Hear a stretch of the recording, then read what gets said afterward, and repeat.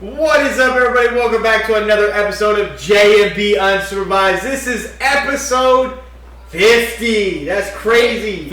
50 episodes, baby. So congratulations. We've made it 50 episodes in. We got an action-packed episode for you. We got a lot that we're going to get into. It's going to get very spicy in here. AKA, it's going to get hot in here. At some point, you're going to see Brandon take that hat off, rub his head, put that hat back on because it's going to get hot. But we're going to start off with college football is in the books now. It's over. We had the Natty. It was Ohio State versus Notre Dame. Notre Dame lost in the national championship. Congratulations to Ohio State. They are the national champions. They won 34-23. It's 24-25 national championship. This is the first time they've won it since 2014. Back when it was the first time. So Ohio State won the very first ever playoffs. Natty when they went to 14 teams, and they won the first 12 teams. And then they won the first 12-team playoffs. But But both for Ohio State. I mean, for Ohio State, like we kind of said before, like I'll take losing to Michigan, my biggest rival, to win the Natty. Absolutely. And so the biggest conversation that's been on social, or not social media, but on the platform, does Ryan Day deserve an apology? Yes or no? I don't know why that was a thing. Like what? For what? Because you lost to Michigan, you didn't finish the year well. Like, no, you don't. Do you have a problem with the big sports media? Well, if this was the old college football players, would he have been in? That's not what the conversation's about. You do with what is in front of you. The fact that you want to disrespect or discredit a team winning a national championship because of, well, if it was the old, that we're out with the old and with the new, even if you don't like the new, which is, we can agree we did not like the new. We did not like. Brandon, you guys know, he's been very vocal about he did not like the 12 football college playoff. I was like, I'm going to give it a chance. I'm here to tell you I didn't like it because when you go back and you actually look at it, Brandon's staring at it right now, these were not good games. No. Like there was not maybe at best 2 good games in this whole college football playoff. You think about it, the number 1 team in the nation, the number 1 team in all of college football, Oregon, got routed by Ohio State. Didn't even stand a chance. 41-21. Like, you got routed. Again, it's a money grab, and we get it. We really do. I understand, but at the same time, I gave hope to the NCAA, and they'll never admit that they were wrong, but you were wrong. I'm here to tell you were wrong, and I try to give you the benefit of the doubt. I didn't. Brandon did not. I was trying to give you a little bit of love. No. And unfortunately, they're not going to admit they were wrong. We're going to stick with this format because that's what they want. It's a money grab. It brings more people in, gets these teams in that probably shouldn't have been there, and it gives you conversation. Well, if this team was in, I don't want to hear none of that because with the way the NIL is, anybody could be in the college football playoffs now because these big teams, everybody can pay now to get a player to where you need them to be. As you can see, Carson Beck left Georgia for Miami. He's making more than 8 starting quarterbacks in the National Football League. What is it, 7 mil? 8 mil. 8 million. 8 to 12 million, I think it is. It's fucking insane. At Miami. It's insane. And we said, the top 4 teams going into the playoffs that got bye weeks got bounced. All got bounced. None of them advanced to the semis. None of them. No, none of them. Georgia lost to Notre Dame. Boise lost to Penn State. Ohio State lost to Oregon. Yep. And Arizona State. The best game was Arizona State. Arizona State and Texas, miraculously. And the number 8 Ohio. And number 7 Notre Dame. I just want you guys to understand. It was the 7th and 8th seed in the national championship game. The 8th seed Ohio State versus the 7th seed Notre Dame. And that game wasn't even close. 34-23. Yeah, it's 11 points, but it wasn't even that close. Ohio State scored on every possession in the first half. My question to you is obviously congratulations to Ohio State again for becoming national champions. That's amazing. But Notre Dame had a great season. We all know that Notre Dame is a non-conference team. They're an independent. They're independent, so all the money they made, they got to keep for themselves. They didn't have to split. And some of the teams in the college football playoffs, and even us, feel like Notre Dame needs to be in a conference because it's kind of unfair that you're keeping all the profits to yourself. But what I want to ask you, then I don't want to get too far off topic here. Can Notre Dame repeat this type of success that they had this year? Like, it's hard. Personally, for me, one, I think they're lucked out if they've stayed independent this long, and two, I don't think they should have to join it. I personally don't feel they need to join a conference. Okay. I feel like kudos for them for sticking it out this forever because they've always been independent. Yes. And now because it's beneficial to be an independent, to where you make the playoffs, you actually get money. Like, to me, I feel like if a team makes the playoffs, they should pocket that money, not their conference. Yes, I agree with that. And Notre Dame gets to pocket all of that. Yes, they're going to repeat that success because they're going to have more money. Now, granted, obviously not all of this probably be spent on the football program, but a majority of it will be spent on the football program, and they're going to be able to buy players because that's what it is. You buy players, and you're going to be able to buy players, keep players. And the guys that went to the transfer portal, you're going to be able to stay good. And I expect Notre Dame will never not be in the playoffs. Notre Dame's always been a good football program. They've always been, now that they've gone to the 12 team, Notre Dame will be. They've always been framed in the playoffs. And so they're going to be, Notre Dame's just going to be flush with cash. You're going to see them with a new facility here pretty soon. Probably upgrade to their stadium, facilities, because they always will be in the 12 playoff teams. They're always going to be, whether it's in they will never get a bye week. No. Which is on one downside, but when you're who did they play? Hang on. They played Indiana. They played the number 10 Indiana and won by 10. 27-17. And even that game wasn't that close. It's just the numbers are kind of skewed. My question to you, does the NCAA, do they need to change who gets bye weeks? Do they need to change just because you win your conference, you get a bye week? No, do they need to think about how you read? It's also tough too because you look at some teams that actually won their conference and didn't make the college football playoffs. Like everybody, again, we all agree that Army should not have been in the college football playoff, but they won their conference and everybody made a big deal out of it. They didn't. You know, they weren't in. It's very screwed. No, I don't think they need to change it.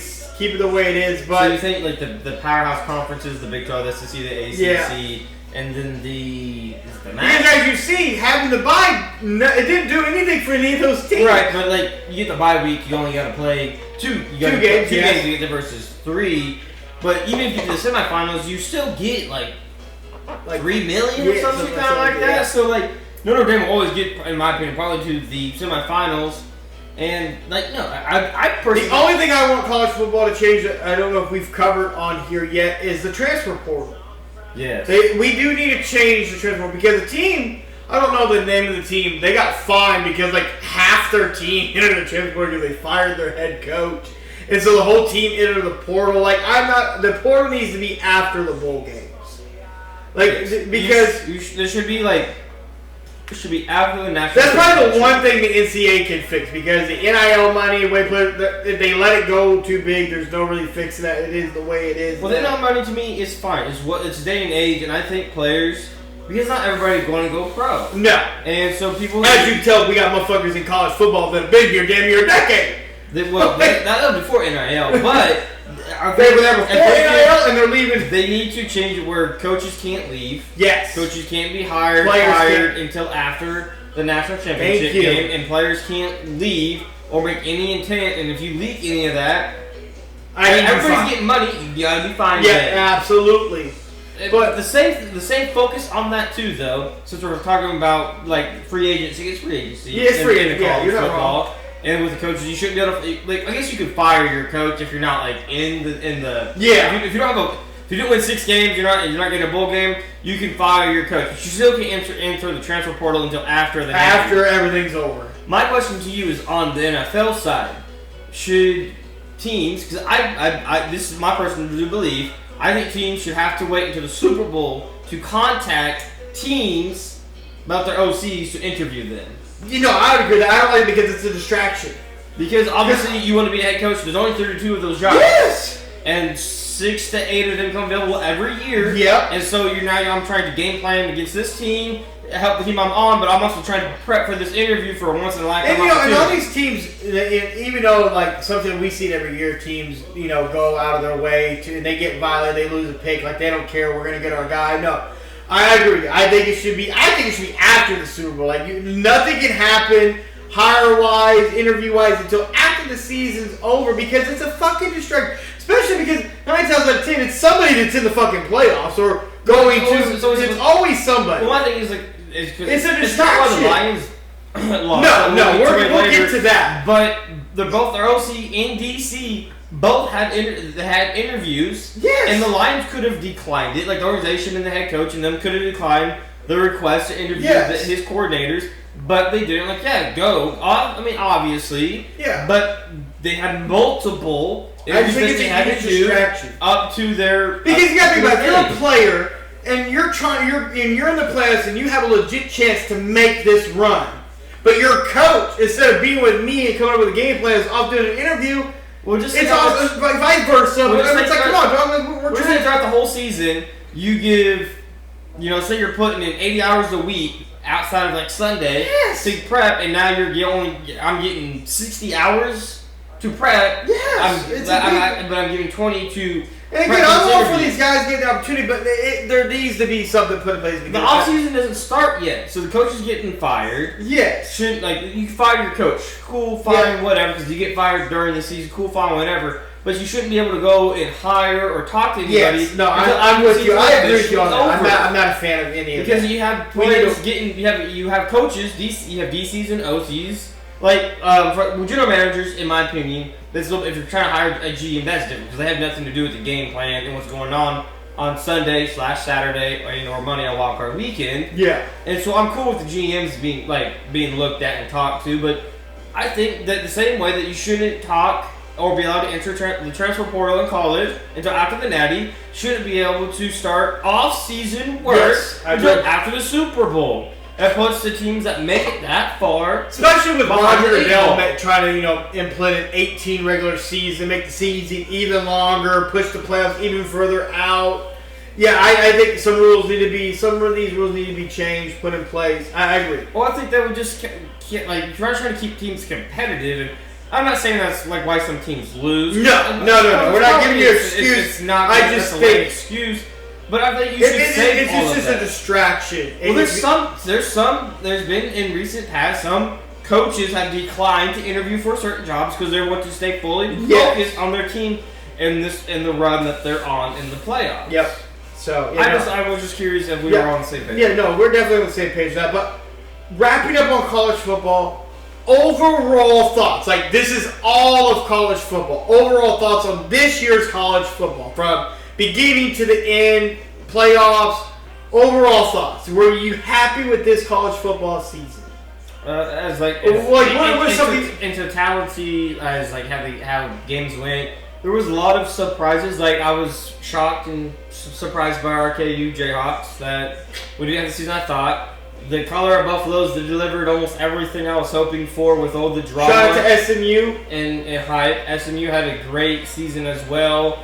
Bama, they had a lot of. They beat the Bulldogs and then had a lot of shit the bed a lot. Clemson finally seems like they might be on track finally after being off the rails for a little bit. But in totality, I'd probably give them an average grade of a B because everything leads up to the playoffs. Anything you're looking forward to in next college football season? Well, I'm not KU Jayhawks. I think they're an up-and-coming program still. Bringing back our quarterback. I don't know how I feel about that. Yeah, that was interesting. So I'm curious to see how that works. But we have I'm curious to see Colorado without Deion's son's on the team now. I'm curious about Deion look now. But like I said, I'm curious to see how our KU football we have one of the top 10. Any intriguing on Bill Belichick now? Bill Belichick did finally sign his contract for North Carolina, so he is officially I really don't. You don't care that intrigue you.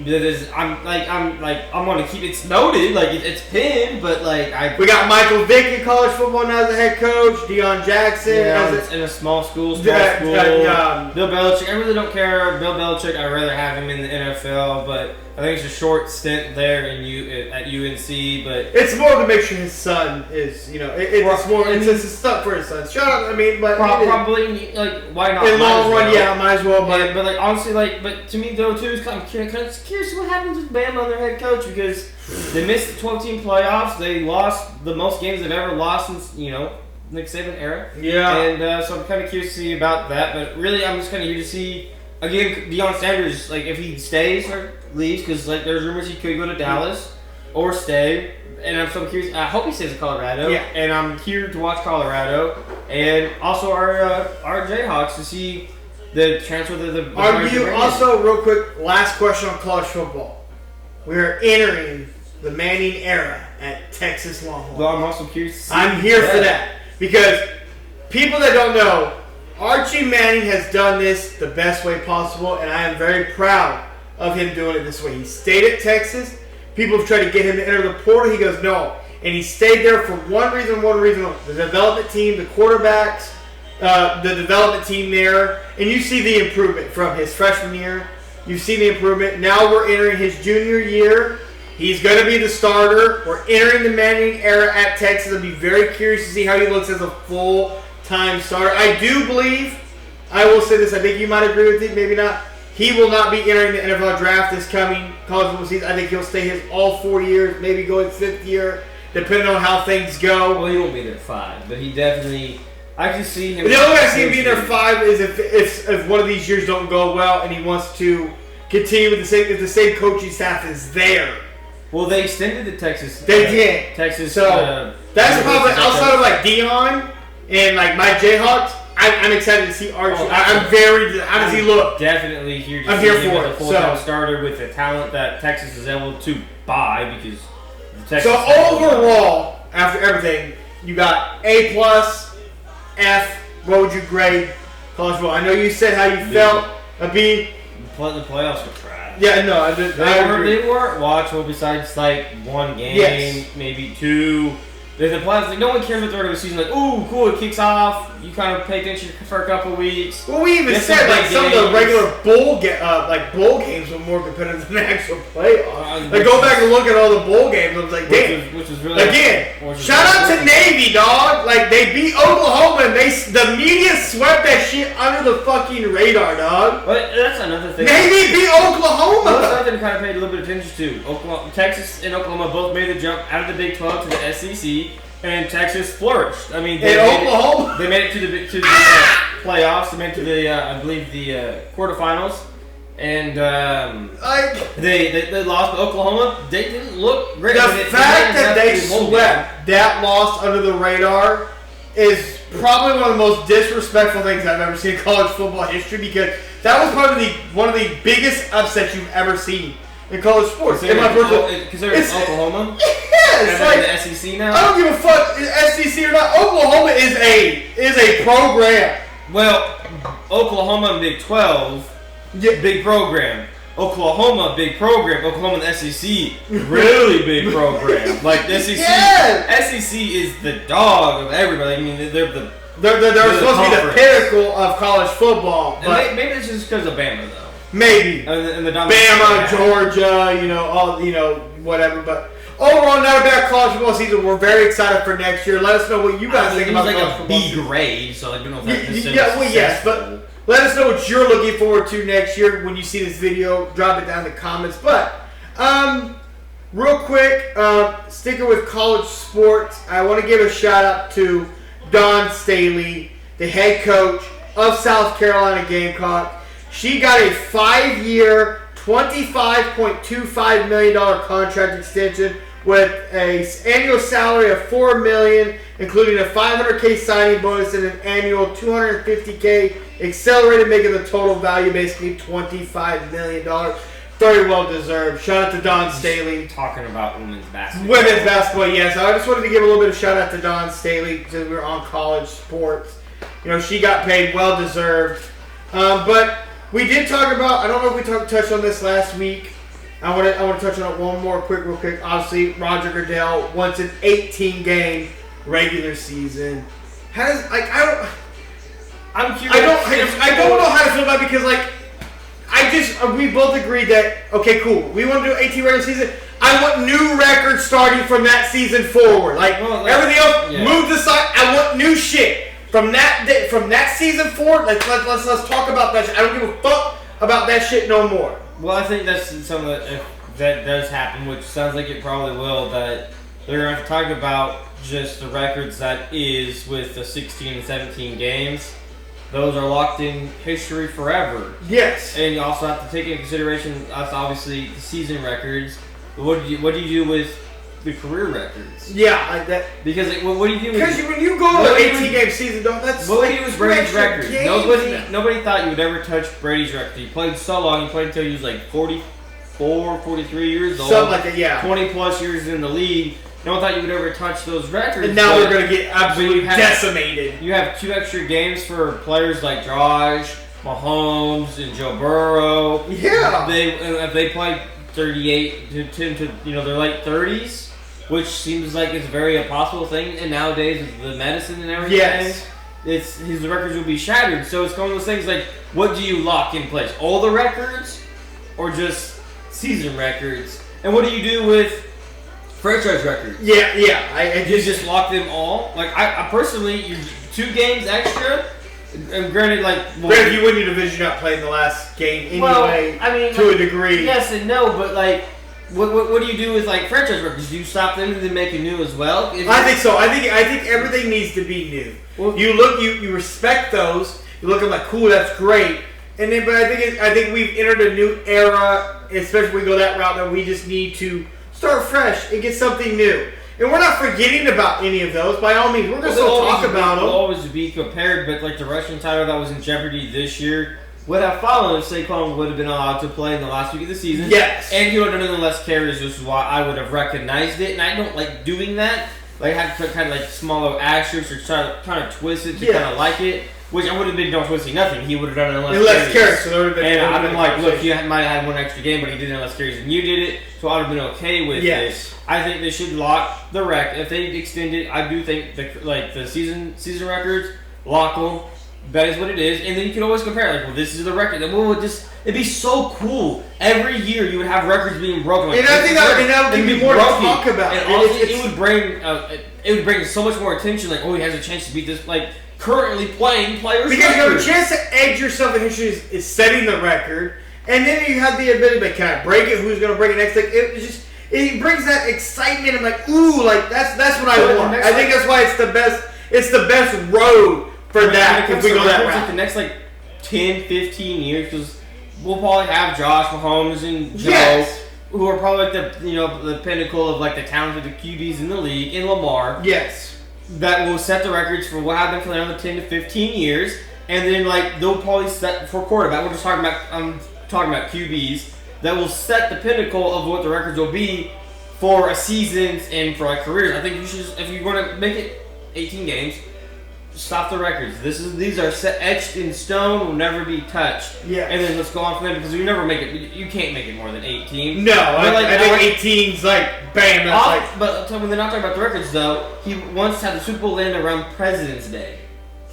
That's just. Which then people get that because it makes it kind of a national holiday. Yeah. Because people get that Monday. Yeah, Monday. Well, we don't. We don't. But yeah. We don't. But we do, but we don't, because I ain't gonna be there. I ain't gonna be there anyway. But it's just that's a thought. But it's also it's a thought. And I get it's a great business move because what do you think of the records? No, I agree. I think we need to start fresh. Again, I'm not trying to discredit what you guys did in that 14-game stretch, 16-game stretch, or even a 17-game stretch. We will always talk about. We still talk about fucking Jerry Rice now. We still talk about Barry. We still talk about these guys. They're not going anywhere. We're going to talk about Tom 10, 15, 20 years from now, regardless. But I just want to give the guys now that are they got to get some love. Well, it's going to be great because because it's if you're a quarterback, I'm a quarterback. We'll stick with the quarterback. You set a record, then I come back, I break it we're talking it brings buzz. I got it now. You up your game. And same thing with the running backs or the wide receivers or the DBs, the sack leaders. It just be intentionally make even the last week of the because season. Again, we're starting to get into football, into the basketball world where old heads are getting upset about certain things or coming out with 30 for 30s. Well, you blah blah blah this or you. I'm like, stop it, guys. I get what you did in 14 and 16 games. I respect what you did, Jerry. What you did, and again, Jerry Rice, what he did in his era as a wide receiver being not that athletic, not that big, not that strong, and you see guys like Calvin and Randy, we'll never forget Jerry Rice. We'll never forget him. We'll never forget Barry. Still touch your No, nothing. No one's still never touched. And we're in the throwing era. That's crazy. Like that's crazy. So like you'll never go away. But I just think it's time that if Roger Goodell wants to go, and we said this when we went to the 17-game season. But it was a pinnacle because some guys are only still going to play 16 games, shit like that. But if we're going to go 18 games, I want a clean slate for everybody. Whether you're an old head or a young guy that's still in the league, you have a chance to be history. Well, I think for the next 15 to 20 years, it would make every game actually probably kind of playable because if you're Mahomes and you have the record and Josh is right there.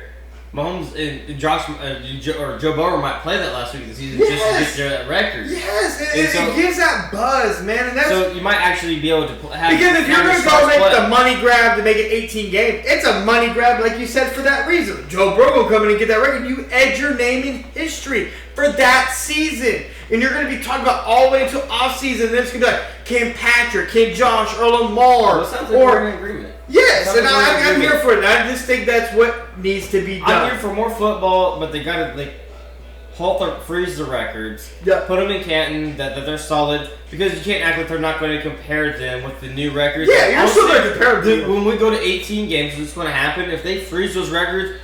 Boy, I can't wait for the next 5 to 10 years is going to be crazy of records being just. Bro, it's really gonna give you a real look at how great the league. Like Jetta, Saquon, Derrick Henry. Like those guys, you'll Brock Bowers, all these dudes. Especially for Brock Bowers right now. Micah Parsons with the sack. When you think about Brock Bowers and what he did this year as a rookie as a tight end, insane.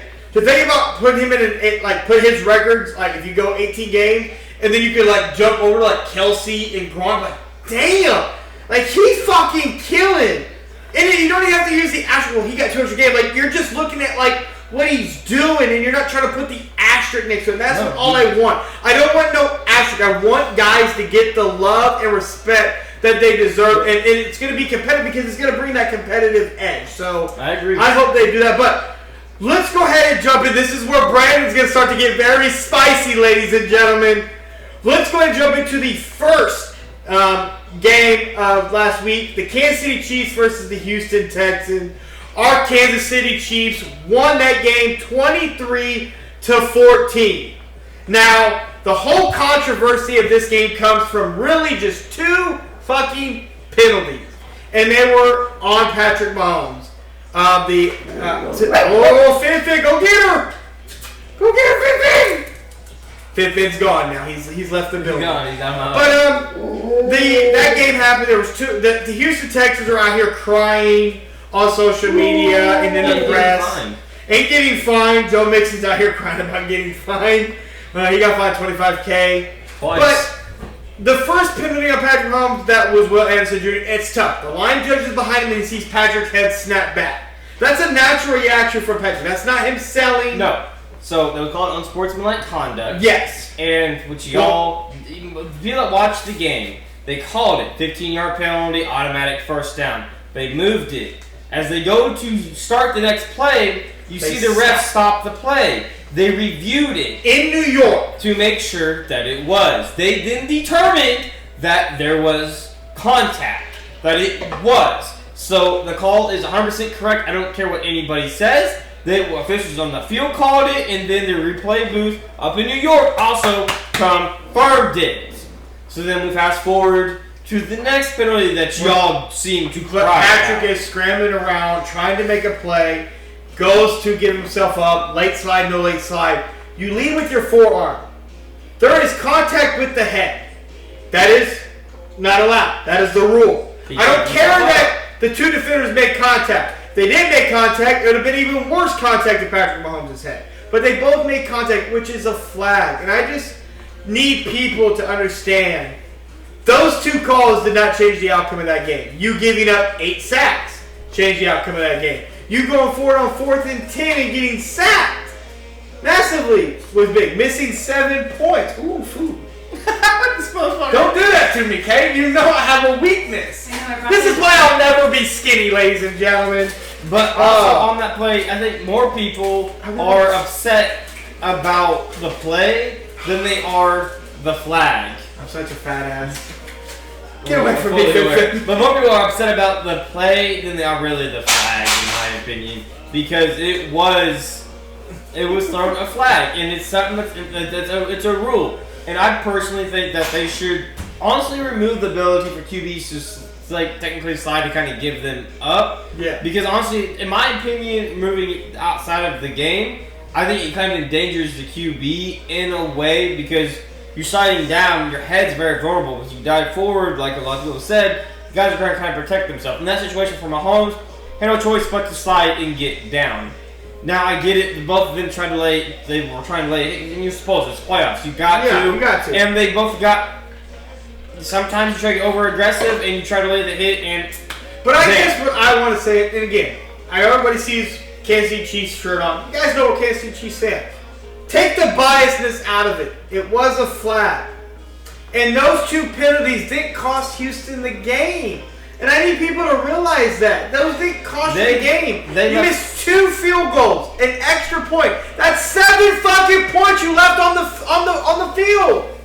You left it on the field. You still lose. You still lost. You lost by 9. You still lose if you get the and I need people to understand. We gave Houston 2 points. We gave you 2 points, huh? We gave you 2 points. I didn't know the refs left Travis Kelce open for 117 yards. I didn't know we did that. Now. I didn't know that the this is, again, when you watch that game, people are like, Hughes, you can't. I've had people message me personally, and I'm not taking no shots at nobody.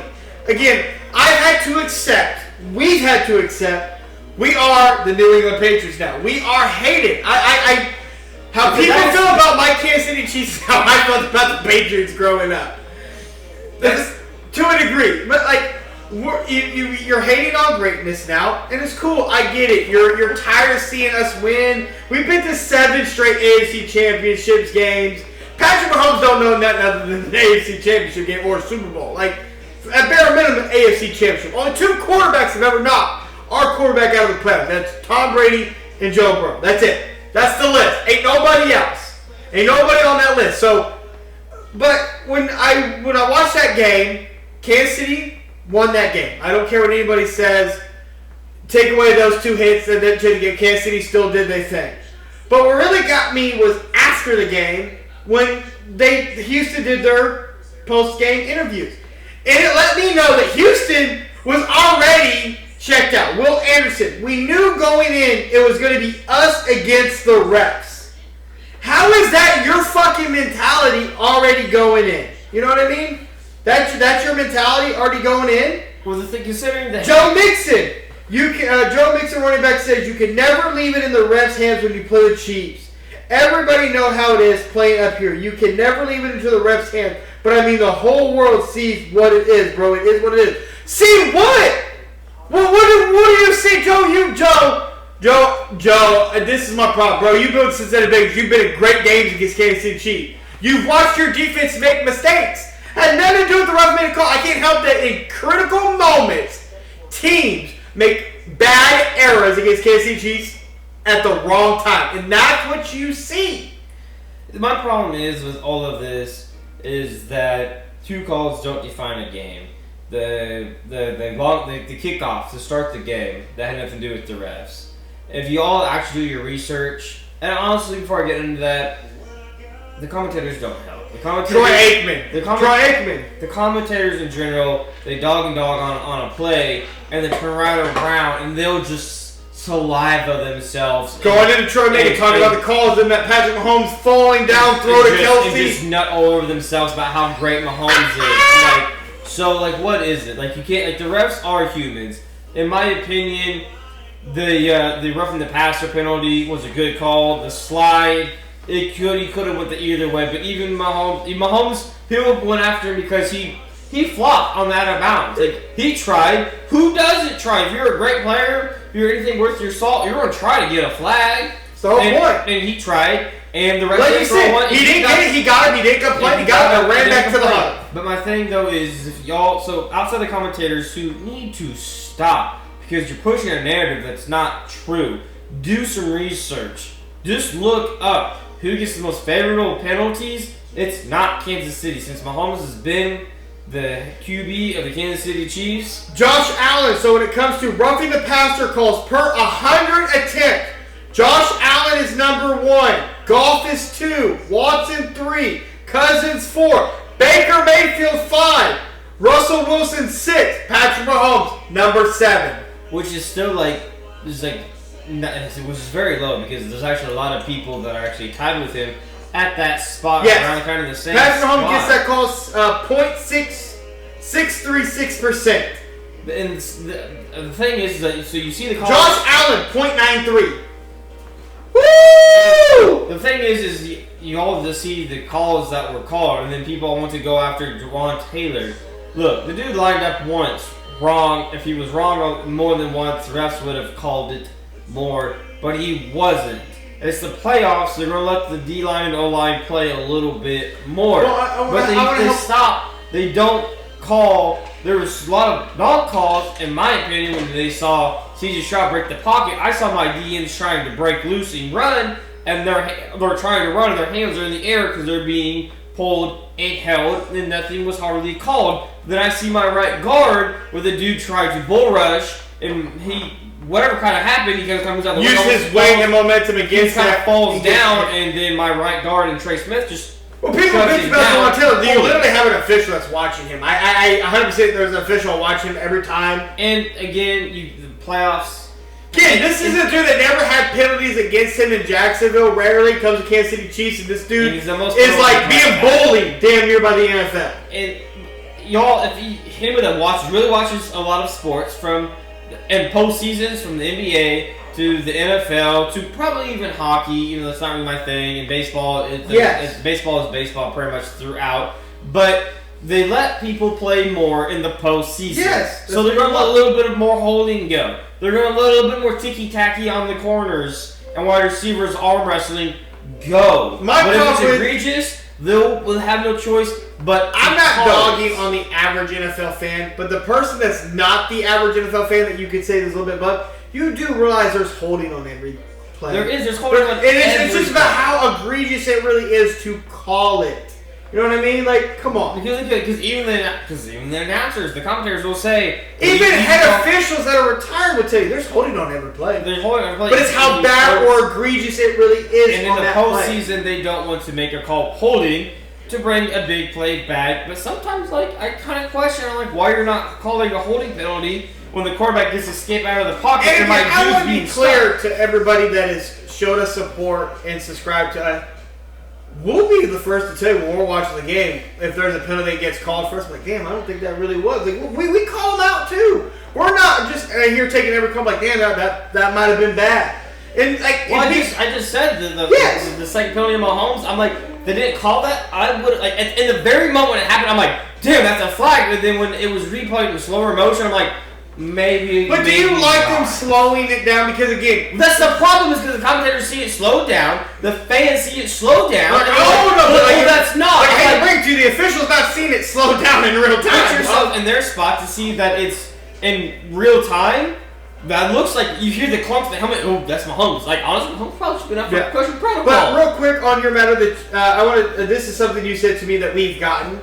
The Kansas City Chiefs have actually gotten the fewest help from the refs since Mahomes became the starting quarterback in 2018. The Mahomes era. They ranked first in total penalty yards. We went first in yards against us. We're 21st in total penalty margin. We're 32nd in offensive penalties committed EPA. We're 31st in defensive penalties committed EPA. So that's since 2018. I just know you fat ass Z. Oh, dude, my fat ass is, dog. Fuck you, this will never be a skinny man. But yeah, we don't get the help that everybody tries to make it out to be. So it's a false narrative by the media because, again, we are the villains. We are hated. Yes. We're hated. But the thing is I can't help that we capitalize on it.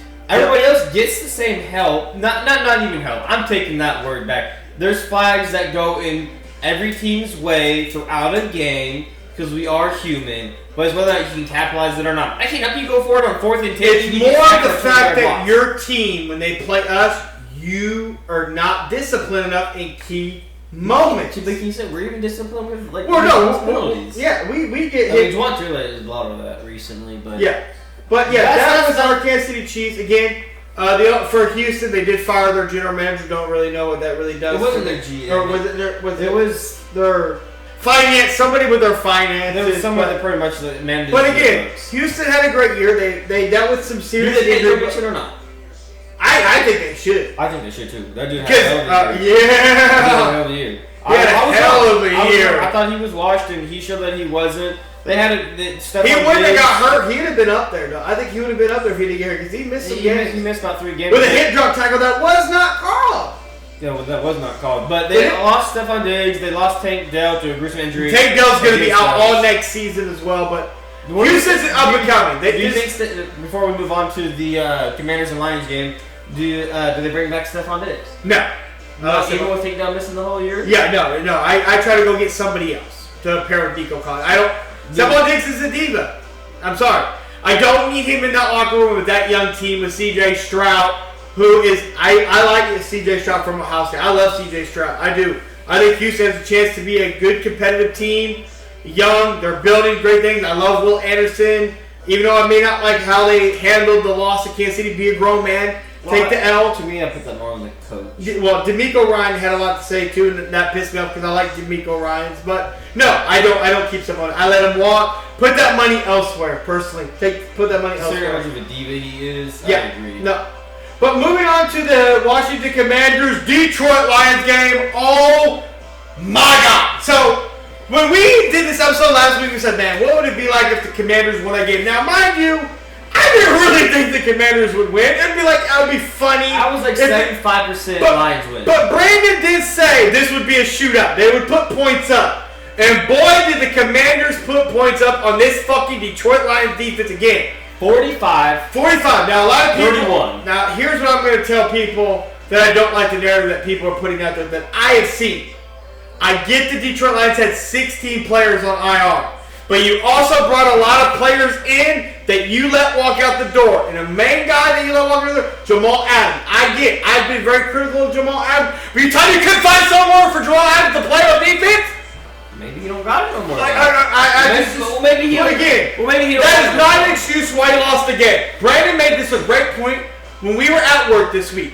You have a $50 million quarterback. Why the fuck are you having Jamal Williams, Jameson Williams. Throw the fucking football on a trick play. You were so stop it. They were so the Lions were down. The Lions were down 10 with about 13 minutes. I like that play. About 13 minutes to go in the fourth quarter, and you do a trick play where your second, third, who's not a quarterback? Wide receiver is throwing the ball in a trick play in the playoffs. Yeah. In the divisional round, down 10, I have a $50+ million quarterback back here to do that. I'm not calling that play, or if I am, I'm making damn sure he's not. That's not the option where he's throwing it. He knows it's not open. He's throwing it, and that to me was the pretty much nail in the coffin when we look back at the game. Why? Because at the end of the drive, it was another turnover. They had four total turnovers. Jared Goff had 2 interceptions up until the end of the game where he threw the third pick that pretty much, the game was sealed, but that was the game. So Jared Goff had 3 interceptions. Williams had the 1, which was 4 total. And that really was the difference. The Washington Commanders, dude, this team had 4 wins last year. 4 fucking wins. With Dan Quinn. Now, I'm not talking about any player. What Dan Quinn has done with this Commanders team, wow.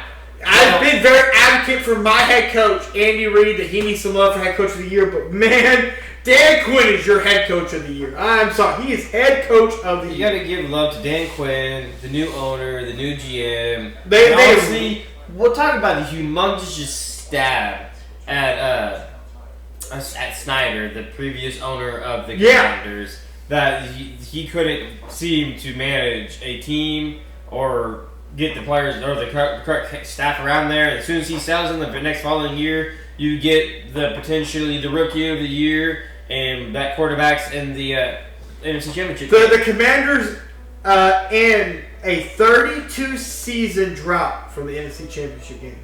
They ended it. 32.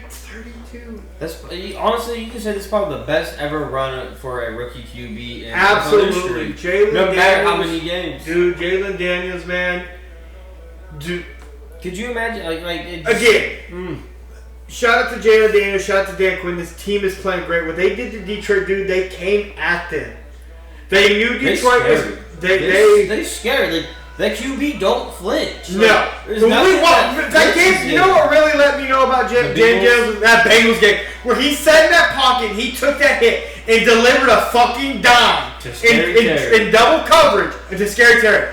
That right there let me know that Jalen Daniels was that dude. But, he don't flinch. So, shout out to Jalen Daniels. So, on Detroit's side, I worry about Detroit because we've been on Detroit's hype train for 4 years now. 4 years. When people for their first 2 years when we were on it called us out saying Detroit's not going to be that, and we stuck with them. I have big concerns for Detroit. They lost their DC. They lost their OC. They lost their defensive line coach, their offensive line coach. Yep. They have lost a lot.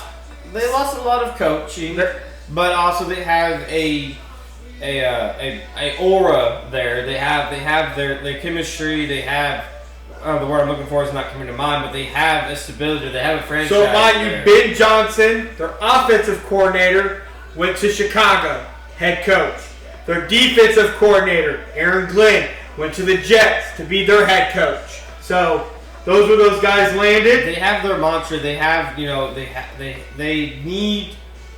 don't need, but it's kind of like their head coach has the mantra and the aura to be a great head coach. He's kind of like the Ravens Harbaugh. Harbaugh is a special teams guy, but he's a great leader of men, which is the Lions head coach is, and he just needs to. Obviously, he's good at hiring coaches. Yeah. Coming up the ranks, and I'd be very curious to see who they hire and bring in, and how do they continue to take that next step, because they needs that next step. If the Lions defense is healthy, who knows what happens, but you beat great teams leading up to that point where you would say they were better than Commanders. Yeah. That's not even an argument. So I'm quite curious to see where they go in the draft and free agency, and who they bring in as their next OC bring in or elevate as their OC and DC. But with the Eagles, it's very important. As reported, yes, with the Eagles, very important. But as with the Lions, Jared Goff will reportedly have a significant input on who the next OC is per head coach Dan Campbell. Which he should. Which Dan Campbell and him should be on the same page. So. Because a lot of people are upset with that again. But you want your we talked about last week or a week before. Russell Wilson and the OC for the Steelers. The OC wanted Justin Fields out there, not Russell Wilson, but they made it work. You want your quarterback and you gotta get along. But shout out to the Lions, a great hell of a season. Fell short, unfortunately. Surprisingly. So. Moving on. Actually, I don't want to move on to this game. We're going to move on to the Rams and Eagles game. Yeah. Damn, LA. Damn. Turnovers hurt this game. The Rams, to me, personally, I think you'd agree. The Rams had this game once, but 2 possessions, back-to-back fumbles, killed the momentum. Killed it. This is the one time I wish there wasn't weather. Yeah, because the Eagles lost this game, man. Nick Sirianni was going to be fired. He was going to be fired. He was going to be fired, dude. Oh, man. If it wasn't for the weather, the snow in Philadelphia, that honestly was kind of in my mind was like the 13th man for Philadelphia with this, because it was hard to throw the ball. It was hard to move the ball for the Rams. In context, the Rams still had a chance. They did. Obviously, it didn't work out. They weren't able. But man, dude, turnovers really hurt the Rams at the wrong point in the game. But Saquon had that 78-yard run and still had a chance to win the game. Still had a chance at the end, but they didn't. But I just wish I could have saw this Rams team with that young defense that's emerging, with Matthew Stafford, who knows the uncertainty of him and his Yep, there's uncertainty growing. Matthew Stafford's wife did come out and say that Stafford is contemplating retirement. He was dealing with a serious rib injury. It was a serious rib injury he played with. He didn't use. And again, Matthew Stafford, dude, one of the toughest motherfuckers in the National Football League. This dude, go back to his Detroit days. No, I'm going back in. With the dislocated shoulder? He going in and throwing a touchdown. This dude is not coming out of the game. Like, this dude would go in the game damn near dead if he could. Pretty much, but like I just kind of wish I could have saw Puka Nuka, and Matthew Stafford with the talent, with Kyron Williams in the backfield, without the elements. But that's why you play outdoors. Yep. That's kind of a home field advantage at the Rams. But also, again, shout out to Los Angeles because, you know, most teams that play indoors, they don't play in weather like this. Dolphins. Well, they struggle. The Dolphins technically play outside. True, but they don't play in weather like that. They play in nice and warm weather. So, shout out to the Rams. The Eagles got it done, though. The Eagles got it done. They got a way to win. Shout out to Saquon. He pretty much... Saquon won them the game. He won them the game. I just wish I could have saw Jalen Hurts actually One thing about Jalen Hurts, he did get hurt in that game. A little knee injury. That is something to watch going into the next game, which we'll talk about. Seems like it's going to be fine, though. Seems like it's going to be fine. It's going to probably hinder him but a again, little bit. Shout out to the Rams, though. A hell of a season. If you guys did not know, this team was probably supposed to be a top 3 team in the NFL this year. In the NFC. But in the first 4 weeks, they lost fucking everybody. Offensively, and they still won their division. Yep. And a very kind of like an odd, weird, kind of like mid-good division with the Niners and Cardinals. Another thing outside of Stafford's retirement, or possibly retiring, what do they do with Cooper Kupp? I think a lot of that's going to be based on, does Matthew Stafford come back? Because you know, if Stafford comes back, Cooper Kupp's not leaving. They got to figure out what to do with that money. If Matthew Stafford, my guess, my opinion, if Matthew Stafford comes back, they will restructure, they'll redo Cooper Kupp's deal to make it a little bit more team friendly, so they can still keep adding some pieces around them. And honestly, it's hard for me to see Matthew Stafford leaving with that young defense that's starting to emerge, with the weapons he has offensively from wide receiver to tight end, and also the running back in the backfield. Draft to bring in some O-line help. But moving on to the game, this is the game we need to talk about right here. This is the game where you're going to see Brand probably take his head off 2 to 3 times. Hopefully, we'll see. We had the Buffalo Bills against the Baltimore Ravens. Okay, the battle of the two. It's still unfortunate. I think Saquon should be more higher than the coverage, but he didn't get the record. But the two guys that are up for MVP, Lamar Jackson and Josh Allen, which we're both in a company, it should be Josh Allen, but that's not here that's another conversation we're here to have. The Buffalo Bills won this game 27-25. Now, I'm not here for how the media has handled this situation. Before we get any further than that, we're both here to tell you we love Lamar Jackson. Yep. Lamar Jackson will tell you he fucked up in this game. But I don't like we do not like how the media handles this situation. Now, Lamar Jackson had 2 bad turnovers in the first half of this game. The interception. Who the fuck were you throwing to, dog? Who were you throwing to? The Bills guy. Number 2, the fumble. That was horrible. You should have just wrapped up the ball and fell down. But instead, you tried to be the Lamar Jackson. It wasn't about the team. I'm sorry, it wasn't. It was about you. It was about Lamar Jackson, me. And you lost the ball. And, again, he had a great second half. We're not taking that away from him. He had a damn near flawless second half. But those turnovers in the first half were horrible. They led to points. That's what the game was. Personally, go ahead. And then another thing I don't like about this game, combined between Hill and Henry, 23 total carries. Here we go again. A team that is known for running the ball. You have Derrick Henry. 16 attempts for Derrick Henry, 6 for Hill. Seriously? I don't. Why is it Brandon? You gotta tell me. Why is it every time Baltimore gets to the fucking playoffs, they go away from running the fucking ball, especially when you have Derrick fucking King Henry. Please tell me what are we doing? I don't know. I called it. Before the playoffs started. They didn't the playoffs when the playoffs started. I'm like when they got Deontay Johnson, who obviously didn't plan out there. And, Sorry. And then plan out with the Texans. But they don't. They get to the playoffs. They forget that they should feed Derrick Henry. Or just any running back that they have. Like, or any running back that they have at that point in time. But through the whole season, I thought Derrick Henry should have been averaging close to 25 touches a game. Minimum. Pretty much. And he did. He got 16 carries that game. And mind you, Derrick Henry had 16 carries for 84 yards. He didn't have a touchdown, but he was averaging 5.2. That's half a first down. And so, like, come on! It wasn't like the Buffalo Bills defense was really stopping him when you're averaging 5 yards a carry damn near.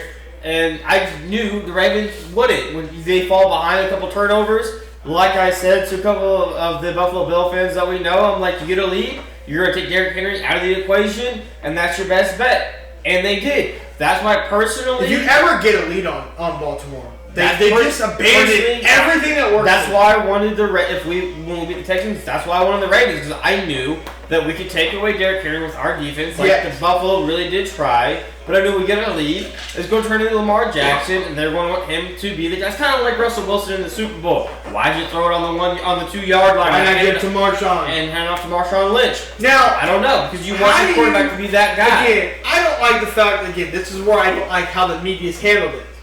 Well, Lamar Jackson's first half, blah, blah, blah, he was bad. But his second half, he was flawed. But Mark Andrews fumbled and Mark Andrews dropped the ball. But when you go back and you watch the clip on that 2-point conversion, Lamar waited too damn long to throw that ball. Mark Andrews was open pretty much from the jump on that. And it even looks like you kind of watch it that, like, Lamar kind of, like, hesitated to throw it and then threw it when Mark Andrews, a tight end, no less, big dude is now concerned in the cold, we might add, on a lower, not a ball here at his head, a little lower thrown ball. I also now know I have to get my feet in bounds because now I'm almost at the sidelines, and he dropped it. And honestly, like 10 out of 10, he makes 9 out of 10 of those catches. But you did it. But I'm not putting it all on Mark Andrews when your quarterback has 2 turnovers in the first half to beat a great team in Buffalo. And the fact that to play great full the media is like, oh, Andrews this, or the defense this, or the coaching should be blamed too, because Harbaugh again, 2 straight years questionable how he's handled, whatever. But it's like, come on, like, again, we've said this before, we like Lamar, we know Lamar takes blame, but the media doesn't want to give no blame to Lamar. And he needs blame. I don't give a fuck how great your second half is. You lost. So your first half matters. If you can't overcome the first half, then it does matter. Like, if you would have won the game, cool. But my thing is, though, is how's it really on Mark Andrews? Say he gets a 2-point conversion. You gave the ball back to Josh Allen with a $133. Dude, that's a lot of time for Josh Allen, dog. Josh Allen has performed great in the playoffs. It's not like he just disappears in the playoffs. So... there's no doubt in my mind that if they get the 2-point conversion, Buffalo does not get their kicker in the least field goal range with a minute 30. Yeah, to kick the game-winning field goal. Baltimore, dude. Look, they may get a Super Bowl with Lamar Jackson, but it's really going to come down to at some point, like, you have to stick to a game plan regardless of how the game's going and stick with it. Every time, again, the recipe to beating Baltimore: get a lead. Then they're going to ban it, and it's going to become the Lamar show, and that's when mistakes will happen. But that's not just playoffs. That's just any time. It's just when you play them, you get a little bit of lead, they abandon it. And then you got people out here, Lamar Jackson saying he threw for 254 yards. Josh Allen, let's see, hold up here. Josh Allen, he only had 127 yards. Who gives a flying fuck? Who won? Baltimore. Buffalo, sorry. Yes. Buffalo won. So it doesn't matter about size. Josh Allen had 2 rushing touchdowns. Like, he made the plays he needed to make. People are like, well, Josh Allen didn't throw any touchdowns. Well, so what? What does that mean? He made the plays necessary. When he was in position, he made the plays. He capitalized on it. So now we're punishing a guy for making the play? Like, what the? You know another thing I can't say about the media. What is wrong with Josh Allen? Like, what is your agenda against Josh Allen? Is it Josh Allen or the Bills? I don't know, dude, but I really don't know. But again, at a certain point, Baltimore's got to figure this shit out. Shout out to Buffalo. They moved on. They made the play. So, the AFC and the NFC Championship games are here. This Sunday. Kansas City versus Buffalo. I'm going to go great. Like, I'm gonna go great. It's going to be a good game. The Eagles and Commanders. A divisional game. They split the matchups this year. Let me see where they 1-1. Week 11, the Eagles won. Week 16, the Commanders won. This is a divisional game. This is going to be good. This is going to be a good AFC NFC Championship game. Regardless of how it works out, this is going to be considering good. Everybody's already saying the Chiefs and Bills game is the Super Bowl. Like a lot of people are saying whoever wins this game in AFC will win the Super Bowl. Was what they're calling it. Key things for each team. Kansas City, Buffalo. Key things in that game for each team to win. We'll start with Buffalo. What is the key thing for Buffalo to win this game? Overall, for that game, for me, this is probably the most equal team that both teams have showed up with on all sides of the ball. For me, it's going to come down to situational football. I think both teams are if there's turnovers, that's going to decide the game. But I'm expecting no bad turnovers. So it's going to be situational football, and I give the edge Kansas City with our coaching staff way better, in my opinion, than the Bills. So it's going to come to situational football and special teams, and I like our edge on that. That's fair. Key point for the Washington Eagles game. Like, this is tough because it's like the Commanders aren't supposed to. That was a little bit tougher because there's actually some points you have to stop. To me, you got to cut the head off the steak, which is Saquon. Yes. The Commanders could. And Jalen Daniels don't flinch. No. And it's going to come down to, can Jalen Hurts make the plays to beat the Commanders? To me, it's going to come down, for me, again, Nick Sirianni is the head coach. Granted, I don't know what really say he has because of the offense in DC. But Dan Quinn, dude. If it comes to situational football, I trust Dan Quinn a hell of a lot more than I trust Nick Sirianni, dude. I like the Commanders' opportunities to squeak out points late before halftime over the Eagles' opportunities just because of the coaching. So, obviously, who wins these matches? Obviously, we know we're Chiefs fans, but we're going Chiefs Commanders. Chiefs Commanders. What's your going? Chiefs Commanders. Kind of I'm riding Jalen Daniels. I'm telling you, it's funny because that's my thing. I'm going Chiefs Eagles. Chiefs Eagles. No, honestly, I think, dude, I'm scared of the Commanders. The way that they're playing, Dan Quinn's got these dudes playing, dude. For the Eagles, I'm scared of the Commanders, but I got the Commanders winning it in a very close game, and both games are really close. But obviously, rocking with Kansas City, Patrick Mahomes, and Andy Reid, getting Buffalo at Arrowhead at the Kingdom, and the Commanders getting it. So again, I want to go here. If the Commanders beat the Eagles, what's the narrative around that? Again, because the Commanders are playing with house money. Obviously, they're not supposed to be here. The Eagles, they're supposed to be here and go to the Eagles' great run fell short of their ultimate goal with getting Saquon. Hopefully, they can bring back their coordinators and then bring back the same guys and make another run next year. Obviously, I think they're going to have a great chance to do that. But in totality, Jalen Daniels etches himself as the best rookie of all time. That's best rookie run of all time. Going back on the last point for Kansas City Buffalo, again, it's still early in these guys' career. But how important is this game for Josh Allen to finally get over that? He gets a legacy. If he beats Mahomes, he finally can etch himself with an actual legacy outside of with the Bills. He'll etch himself into a potential legacy where he's obviously probably Hall of Fame bound, but he finally will have a legacy to stand on that he is second best quarterback in the NFL versus, is he 3? Is he 4? Now, if Josh Allen loses, does this do anything to his legacy, or is it he doesn't have a legacy? Or is it he's done nothing. Mahomes has ran the AFC, as we said, 7 straight AFC Championship games he's been to. So again, 4 Super Bowls. Nothing happens to Josh has everything to gain by winning. If he loses, it's just you can't. It's 4 It's straight losses another- to Mahomes in the playoffs, and Mahomes still runs it. Okay. And nothing happens to Mahomes. If he loses, Mahomes is still Mahomes with 3 Super So- Bowls, 7 straight AFC Championship games. I think Brandon and And I he's agree. still- All the pressure is on Buffalo and Philadelphia. Well, in it's these games. humongous pressure on both. I agree. Yes. Yep. Yeah, okay, that's fair. But those are the AFC Championship game, AFC and NFC Championship games. Those take place Sunday, 2 p.m. for the Commanders, our time, and then 5 o'clock our time for the 5:30 for the Chiefs. So, and then moving on. So we already talked about the Jets and the Bears. They hired the OC and DC from Detroit. Yep. They also brought some other guys with them. Oh, where's it at? The Bears brought their the O lineman to be the OC. And Yeah. I mean, great O lineman, which would be great for the Bears. And the Jets head coach, the DC of the was previous DC, brought the D line coach to be his DC, which I think is great moves and great fits for both. I think they both fit. The DC for the Lions fits great with the Jets with the great young talent they got there. I think he's going to bring that mantra and the tenacity that needs to be there. He actually will be able to build something potentially there, hopefully. And the Bears, obviously, it was a great situation with where you can develop Caleb Williams into something.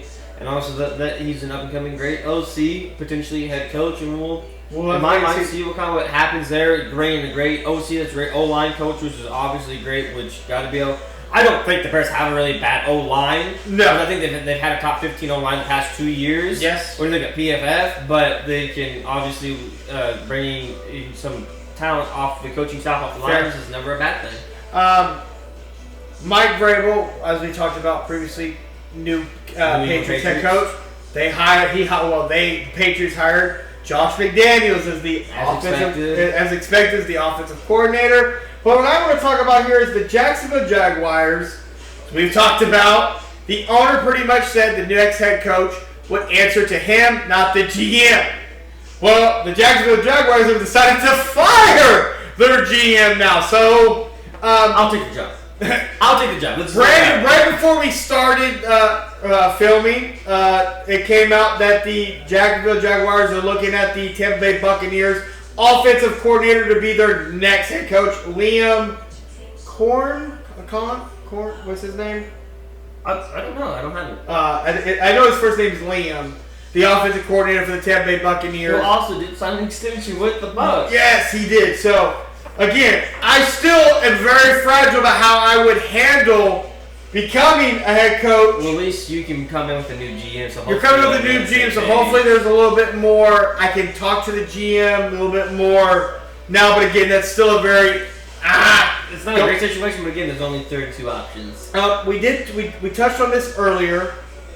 How much trouble is Detroit in now? They've lost so many coaches again. The window's not closed, but again, it's like you have to hire the right people, as you saw with Philadelphia. Well, he did already. He hired both of them. They're both up-and-coming guys. Yes. And I think he will. I mean, he might miss on one of them, but which one is more important to get right, in your opinion, for Detroit? OC. I think they'll get that one right with with Jared Goff there. I think they'll Gibbs to Montgomery. The DC, the defensive side ball also has a lot of talent there too. But I think they'll get it right. I mean, he got it right the first time around too. There's no reason to think that he wouldn't get it right at least half right the second time around. Fair enough. What is better to have as your head coach? Because this is I wouldn't say an argument that we got into earlier today, but it was a conversation. But I want to know, what is better to have as a head coach? A defensive coordinator or offensive coordinator? Well, it just kind of depends. If you have it just kind of depends on what kind of team you want to build. You want to build a defensive unit, then you better be able to hire great OCs. Fair enough. And if you're an offensive mind, you better be able to hire great DCs. The Chiefs have a great mind. Because you look at two of the greatest head coaches ever: Andy Reid, offensive minded; Bill Belichick, defensive minded. But we're both able to win. Bill Belichick has a unicorn in Tom Brady. Yeah. Andy Reid has Steve Spagnuolo. Yeah. So, but again, yeah. So great thought. Let me know what y'all think. Would you rather have? Would you ever have a DC or an offensive coordinator as your head coach? An offensive headed line coach or a defensive minded? Because offenses win games, but defenses win championships. Yep, pretty much. But let us know what you guys think. Next week, we're going to hit you guys with the AFC NFC Championship game. NBA content's going to be coming in full heavy very quickly because the NFL season is going to be wrapping up here very shortly. But make sure you hit that subscribe button, guys. Thank you. Have a great weekend.